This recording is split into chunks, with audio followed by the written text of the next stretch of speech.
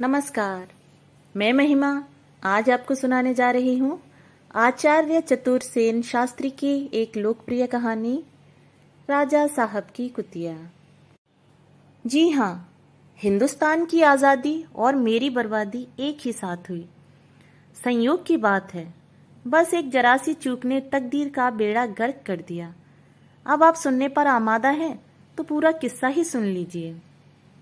आप तो जानते ही हैं कि एलएलबी पास करके पूरे 3 साल अदालत की धूल फांकी, किसी भी बात की कोर कसर नहीं रखी, चालाक से चालाक मुंशी रखे, बीवी के सारे जेवर बेच बेचकर मोटी मोटी कानून की किताबें खरीदी, बढ़िया से बढ़िया सूट सिलवाए, हमेशा बड़े वकीलों का ठाट रखा। पर कमबख्त वकालत को न चलना था न चली। जी हाँ, कमाल ही हो गया। ठीक वक्त पर कचहरी जाता, हर अदालत में चक्कर काटता, एक एक मुवक्किल को ताकता भांपता, एक एक कानूनी पॉइंट पर 10-10 नज़ीरें पेश करता, मगर बेकार। मुवक्किल थे कि दूर से ही कतरा जाते। एक से बढ़कर एक नामाकूल घन चक्कर, घिसे घिसाए वकील तो मजे मजे जेब गरम करके मूछों पर ताव देते घर लौटते, और बंदा छूछे हाथ आता। अंधी दुनिया है, भेड़िया दसान है, बस तकदीर जिसकी सीधी उसी के पौबारे हैं। अंत के तंत में वकालत को धता बता राजा साहब का प्राइवेट सेक्रेटरी हो गया। जी हाँ, कह तो रहा हूँ प्राइवेट सेक्रेटरी। यकीन कीजिए, मैं आपको एम्प्लॉयमेंट लेटर भी दिखा सकता हूँ, और अर्ज करता हूँ कि पूरे 7 महीने और 27 दिन वह चैन की बंसी बजाई कि जिसका नाम, यानी पूरी तनख्वाह, बढ़िया खाना, कोठी बंगला, पान, सिगरेट, सिनेमा और दोस्त मेहमानों का खर्चा फोकट में। बस जरा सी चूक ने सब चौपट कर दिया। मिस जुबैदा, जी हाँ, यही नाम था उसका। राजा साहब ने मुझे जुबैदा की नौकरी पर बहाल किया था। बस समझ लीजिए, जुबैदा का ट्यूटर, गार्जियन, प्राइवेट सेक्रेटरी सब कुछ मैं ही था। राजा साहब उसे बेहद प्यार करते थे। जब मुझे नौकरी पर बहाल किया तो उन्होंने कहा था, बरखुरदार, जुबैदा तो तुम्हारी निगरानी में सौंपकर मैं बेफिक्र हुआ, लेकिन खबरदार, तुम एक लम्हे के लिए भी बेफिक्र न होना, नजर कड़ी रखना और दिल नर्म। जुबैदा कमसिन है, बेसमझ है, मिजाज उसका नाजुक है, वह बहुत ऊंचे खानदान की औलाद है। ऐसा ना हो आवारा हो जाए या उसकी आदतें बिगड़ जाएं। जुबैदा मुझसे जल्द हिल मिल गई और मैं भी उससे प्यार करने लगा। बस मैं अपनी नौकरी पर खुश था और नौकरी मेरी रास पर चढ़ गई थी। राजा साहब जिद्दी और झक्की परले सिरे के थे, पुराने जमाने के खानदानी रईस थे। हमेशा कर्जे से लदे रहते, फिर भी सभी तरह की लंतर रानियां लगी ही रहती थीं। कर्जा और लंतर रानियां साथ साथ न चलें तो रईस ही क्या। उम्र 60 को पार कर गई थी, भारी भरकम 3 मन का शरीर, बड़ा रुआबदार चेहरा, शेर की दहाड़ जैसी आवाज, लाल लाल आंखें। किसी की मजाल थी कि उनकी आंखों में आंखें मिलाए। बात बात में शान, पीते भी खूब थे मगर अकेले। किसी को साथ बैठाना शान के खिलाफ समझते थे। 3-4 पैक चढ़ाने के बाद जब सवारी गठ जाती तब उनकी दहाड़ से कोठी दहलने लगती थी। उस समय जुबैदा को छोड़कर और किसी की मजाल न थी कि उनके पास भी फटके। गर्मी की मुसीबत से बचने के लिए राजा साहब मसूरी की अपनी कोठी में मुकीम थे। बहुत भारी कोठी थी। सुबह का वक्त था, रात बूंदाबांदी हुई थी, ठंडी हवा चल रही थी, मौसम सुहावना था और राजा साहब खुश थे। वे हाथ में एक पतली छड़ी लिए कमरे में टहल रहे थे। एक खिदमतगार पानदान और दूसरा उगालदान लिए अगल बगल चल रहा था। 2 लठैत पीछे क्षण क्षण पान खाना और उगालदान में पीक डालना उनकी आदत थी। जुबैदा उनके साथ थी और उसकी अर्दल में अपनी ड्यूटी पर मुस्तैद मैं भी हाजिर था। जुबैदा चुहल करती, कभी आगे और कभी पीछे चक्कर खाती चली जा रही थी। राजा साहब देखकर खुश हो रहे थे।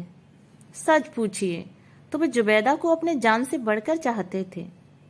असल में जुबैदा एक बहुत ही उम्दा नस्ल की नाजुक विलायती कुतिया थी और राजा साहब ने गत वर्ष उसे मंसूरी ही में 1500 रुपए में खरीदा था। अभी फाटक मुश्किल से कोई 40-50 कदम था कि एक बुलडॉग फाटक में घुस आया। उसे देखते ही जुबैदा बेतहासा उसकी ओर भाग चली। राजा साहब एकदम बौखला उठे। वे पागल की तरह पकड़ो पकड़ो चिल्लाते उसके पीछे भागे। उनके पीछे जुबैदा का प्राइवेट सेक्रेटरी, मैं और मेरे साथ लठैत खिदमतगार अगल बगल। जिनकी राजा साहब पर नजर पड़ी और जिसने उनकी ललकार सुनी भाग चला। कोठी में हड़बोंग मच गया। फाटक पर राजा साहब हाँपते हाँपते बदहवास होकर गिर गए और हम लोगों को मीलों का चक्कर लगाना पड़ा। खुदा की मार इस जुबैदा की बच्ची पर। भागते भागते कलेजा मुंह को आने लगा। पतलून चौपट गई, नया जूता बर्बाद हो गया। आखिर जुबैदा और जिम दोनों पकड़े गए और उन्हें खूब मुस्तैदी से बांध दिया गया। खुशखबरी सुनाने जब मैं राजा साहब के कमरे में पहुंचा तो वे बिफरे हुए शेर की तरह दहाड़ रहे थे। सब खिदमतगार लठैत नौकर हाथ बांधे चुपचाप खड़े थे। राजा साहब कह रहे थे, सबको गोली से उड़ा दूंगा, नामाकूल मरदूद। मेरे पहुंचने पर वे लाल लाल आंखों से मुझे घूरने लगे। मैंने डरते डरते हाथ जोड़कर कहा, सरकार, दोनों को पकड़ लिया है। बांधा उनको? जी हुजूर। अलग अलग? सरकार, यही मुनासिब सजा है, लेकिन उस आवारा कुत्ते की जुर्रत तो देखो। मुझे हैरत है, क्या तुम जुबैदा की खानदानी इज्जत जानते हो? मैंने कहा, जी हाँ हुजूर, उस हुजूर ने उसे 1500 रुपए में खरीद लिया था। बेहुदा बकते हो। खरीद लिया क्या माने? 1500 रुपया क्या जुबैदा की कीमत हो सकती है? जी नहीं सरकार। तो फिर? राजा साहब ने आंखें तरेर कर मेरी ओर देखा। इस तो फिर का क्या जवाब दूं? यह समझ ही नहीं सका। हाथ बांधे खड़ा रहा। इसी समय एक खिदमतगार दौड़ता हुआ आया। आकर उसने राजा साहब से कहा, सरकार, माधोगंज की कोठी का प्यादा हाथ में लठ लिए फाटक पर खड़ा है। वह कहता है खैरियत इसी में है कि जिम को खोल दीजिए, वरना हंगामा मच जाएगा। राजा साहब ने तैश में आकर कहा, ऐसा नहीं हो सकता। माधोगंज वालों से जो करते बने करें। लेकिन माधोगंज की कोठी का प्यादा खुद ही भीतर घुस आया। उसने खूब झुककर राजा साहब को सलाम किया और हाथ बांधकर अर्ज की, हुजूर, खुद बड़े सरकार ने मुझे भेजा है। उन्हें बहुत रंज है, लेकिन सरकार, अब हुक्म हो जाए कि कुत्ता खोलकर मेरे हवाले कर दिया जाए। बड़े सरकार बड़े गुस्सैल हैं। धुन पर चढ़ गए तो नाहक कोई खून हो जाएगा। राजा साहब गरज पड़े, क्या कहा? खून हो जाएगा? बढ़कर बोलता है, नामाकूल मरदूद। अच्छा ले। यह कहकर उन्होंने खूब चिल्लाकर अपने लठैतों को पुकारा, माधो, दीपा, रामू, गुल्लू, किसना। परंतु लठैतों के स्थान पर आ खड़े हुए उनके माधोगंज के राजा साहब रामधारी सिंह, 60 साल की उम्र, लंबा कद, हाथ में बढ़िया छड़ी, बदन पर पूरी रियासती पोशाक। उन्होंने एकदम राजा साहब के सामने पहुंचकर कहा, यह आपकी सरासर ज्यादती है राजा साहब कि आप नौकरों की बेजा हरकत पर उन्हें शह देते हैं। आपका लिहाज करता हूं, वरना एक एक की खाल खिंचवा लूं। बहुत हुआ, अब जिम को मेरे हवाले कीजिए। राजा साहब ने बुलडॉग की भांति गुर्रा कर कहा, क्या खूब, यह दमखम और शान। आप मेरे आदमियों की खाल खींच लेंगे, गोया आप ही उनके मालिक हैं। चोरी और सीना जोरी। लेकिन चोरी की किसने? जिम ने। ट्रेस पास, एकदम क्रिमिनल ट्रेस पास। आप ज्यादती कर रहे हैं राजा साहब, इसका नतीजा अच्छा न होगा। याद रखिए, खून खराबी की नौबत आई तो इसके जिम्मेदार आप ही होंगे। तो आप हमें धमकी दे रहे हैं?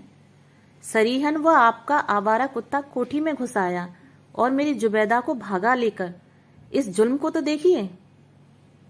कमाल करते हैं आप राजा साहब, जिसको आप आवारा कहते हैं। क्या आप नहीं जानते कि वह मुद्दत की खोज के बाद जिम को मैंने जनाब गवर्नर साहब बहादुर से सौगात में पाया था? क्यों नहीं, जनाब गवर्नर साहब बहादुर से तो आपकी पुश्तैनी रसाई है। जाइए, कुत्ता नहीं खोला जाएगा।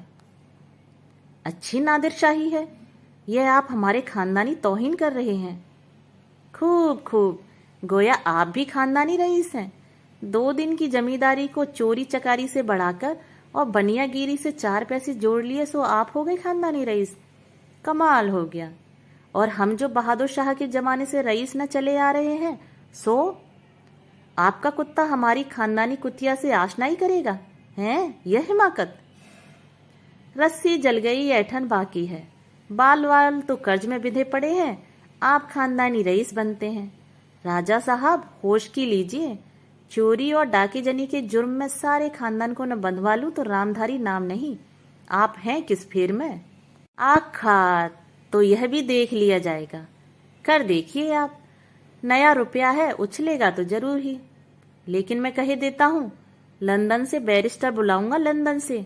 भोपालगंज रियासत की भले ही एक एक ईंट बिक जाए, परवाह नहीं। तो यहां भी कौन परवाह करता है? मैं खड़े खड़े माधोगंज की जमींदारी को बेच दूंगा और वॉशिंगटन से कौंसिल बुलाऊंगा। देखा जाएगा गवर्नर साहब, बहादुर की दोस्ती पर न भूलिएगा। पक्की शहादतें दूंगा, पता चल जाएगा कोर्ट में। देख लूंगा किसके धड़ पर 2 सिर हैं, कौन शहादत देने आता है। तो तुम पर 3 हरफ हैं, जो करनी में कसर रखो। राजा साहब लोथें बिछ जाएंगी, लोथें। खून की नहरें बहा दूंगा, नहरें। समझ क्या रखा है आपने? दोनों पुराने रईस अपने अपने दिल के फफोले फोड़ रहे थे और हम लोग सिर नीचा किए खानदानी रईसों की खानदानी लड़ाई देख रहे थे। जी हाँ, रईसों की बात ही निराली है। इस समय कुंवर साहब लपकते हुए चले आए। हल्के नीले रंग का बुश कोट, आंखों पर गहरा काला चश्मा, हाथ में टेनिस का रैकेट, गोरा रंग, घूंघर वाले बाल, होठों पर मुस्कान। इसी साल एमए फाइनल किया था। कुंवर साहब ने माधोगंज को देखा तो उन्होंने हंसकर उन्हें प्रणाम किया और कहा, कमाल किया आपने चाचा जी, धूप में तकलीफ की। चलिए मैं जिम को आपके यहाँ पहुंचाए आता हूँ। राजा साहब ने एकदम गुस्सा करके कहा, यह कैसी हिमाकत? अपने खानदान को नहीं देखते? कुत्ता उनके घर पहुंचाने जाओगे?